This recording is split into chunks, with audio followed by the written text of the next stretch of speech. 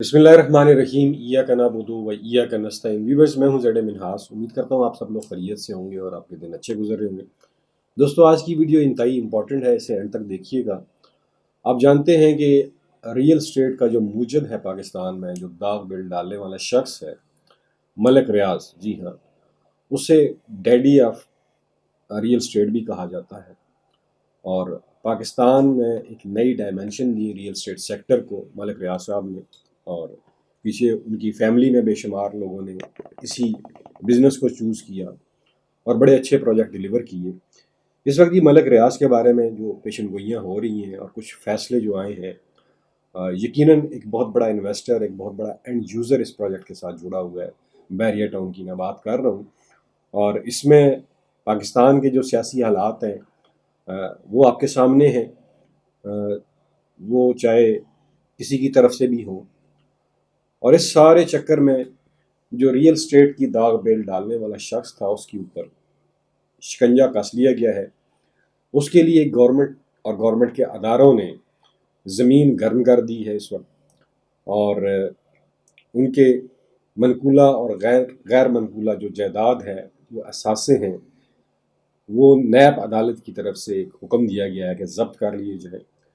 और जिसके बाद नैब की टीमें पूरे पाकिस्तान में जहाँ जहाँ उनकी प्रॉपर्टीज़ हैं उनके ऊपर रेड कर रही हैं, और उनका कॉरपोरेट ऑफिस भी सील कर दिया गया, हेड ऑफिस भी सील कर दिया गया, जहाँ डेली सैकड़ों की तादाद में ट्रांजैक्शंस होती थी, प्लॉट ट्रांसफर्स होते थे, सेल होते थे।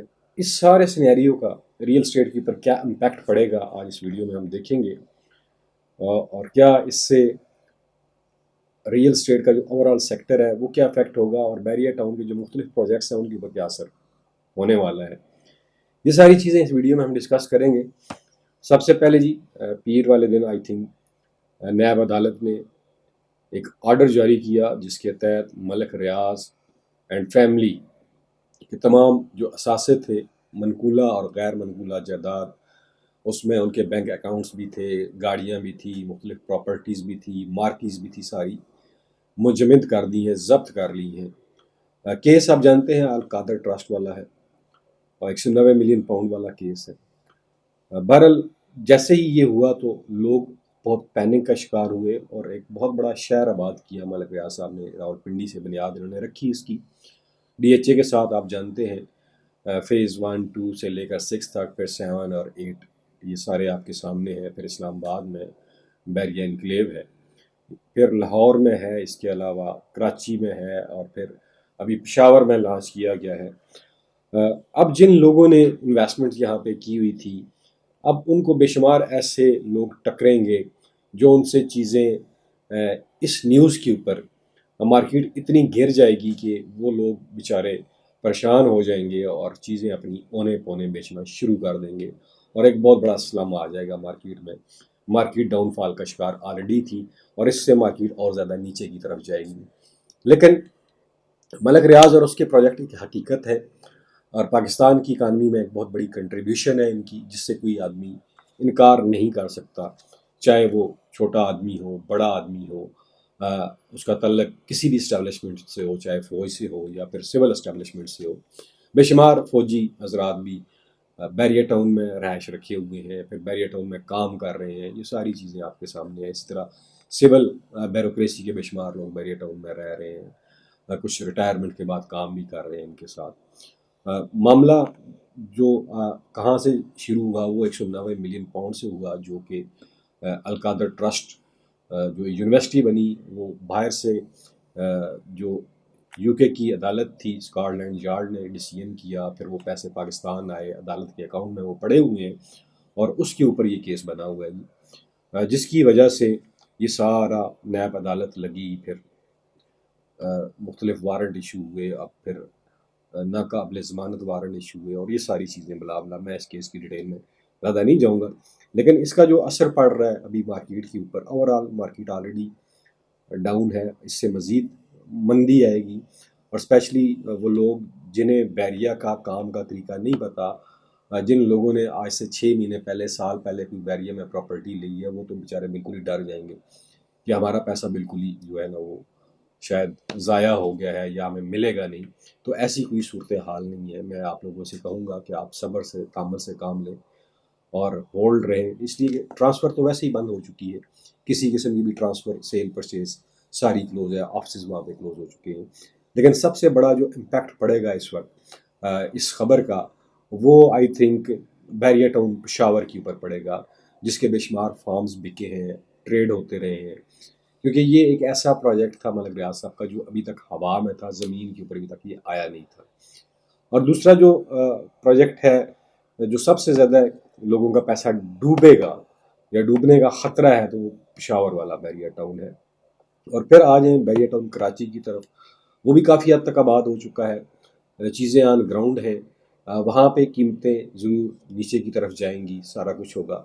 اور اسی طرح پنڈی میں اگر آپ ایکسٹینشن کی بات کریں تو وہ آلریڈی ڈاؤن تھی، تو وہ اور نیچے کی طرف چلی جائیں گی۔ باقی سیکٹرز کے اوپر میرا نہیں خیال کوئی اتنا بڑا امپیکٹ اس چیز کا پڑے گا، جو اس چیز کو سمجھتے ہیں، بزنس کو سمجھتے ہیں۔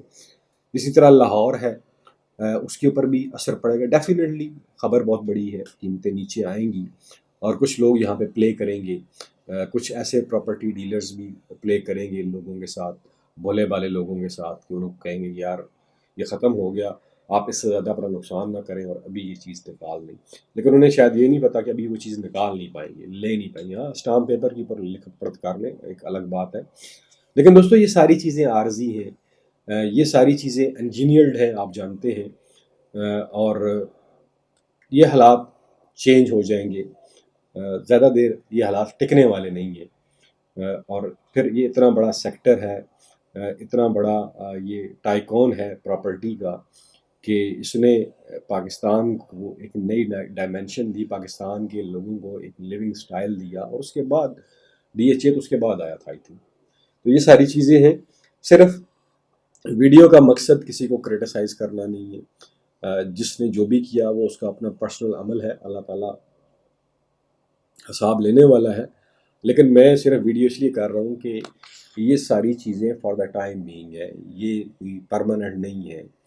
کچھ لوگوں نے عجیب سی خبریں بھی دیں کہ فوج ٹیک اوور کرنے جا رہی ہے بیریا ٹاؤن کو، ایسا نہیں ہے، فوج کو اس میں انوالو نہ کریں تو بہتر ہی ہوگا، اس لیے کہ یہ ایک پولیٹیسائز ایشو ہے۔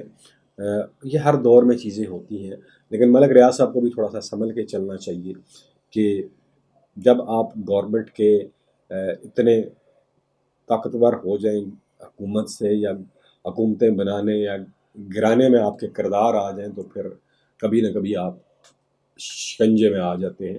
اس لیے ہمیشہ گورنمنٹ سے، گورنمنٹ کے اداروں سے، پولیٹیشین سے ایک ریسپیکٹیبل ڈسٹینس رکھنا چاہیے، چاہے وہ اسٹیبلشمنٹ ہو، چاہے وہ گورنمنٹ ہو، ایک ریسپیکٹیبل ڈسٹینس رکھیں، اس کے اوپر اپنا بزنس کریں، اور ضرور آپ اس کے اوپر کامیاب ہوں گے، بجائے کہ آپ ایک رابطے کا کام کرنا شروع کر دیں اور آپ خود پولیٹیسائز ہو جائیں، تو پھر بزنس چلانا پاکستان جیسے ملک میں بڑا مشکل ہو جاتا ہے۔ اس کی بے شمار مثالیں ہیں، آپ کے سامنے موجود ہیں۔ تو یہی مشورہ ہے کہ کوشش کریں بزنس کو بزنس کی حد تک رکھیں، اس کو انفیئر مینز کے طور پہ یوز نہ کریں، تو انشاءاللہ یہ شعبہ ترقی کرتا رہے گا۔ بہرحال جو لوگ جنہوں نے ایکسٹینشن کی فائلز ہیں وہ ہولڈ کریں، ڈیولپمنٹ چارجز بھی میں جانتا ہوں لگ چکے ہیں اس کے اوپر، جس کی وجہ سے لوگ پریشان بھی ہیں، لیکن یہ اس وجہ سے کوئی ایکشن نہیں ہوا کہ ڈیولپمنٹ چارجز لگے ہیں تو گورنمنٹ نے بھی ایکشن لیا ہے، یا کوئی اور ایسے انفیئر مینز یوز ہوئے ہیں، یا کوئی ناجائز کسی پراپرٹی کے اوپر قبضہ کیا گیا ہے، زمینوں کا کوئی لین دین ہے، ایسی کوئی خبر نہیں ہے۔ یہ پیورلی 190 ملین پاؤنڈ کا معاملہ ہے، جو منی لانڈر ہو کے باہر گئے تھے، پھر واپس پاکستان میں وہ پیسہ آیا، یہ والا ایشو ہے، اس کا بیریا ٹاؤن پراپرٹی سے کوئی لینا دینا نہیں ہے۔ امید کرتا ہوں یہ چھوٹی سی انفارمیشن آپ کو پسند آئے گی۔ آخر میں اپنا اور اپنے پیاروں کا خیال رکھیے گا، مجھے دیجیے اجازت۔ پاکستان پائندہ باد۔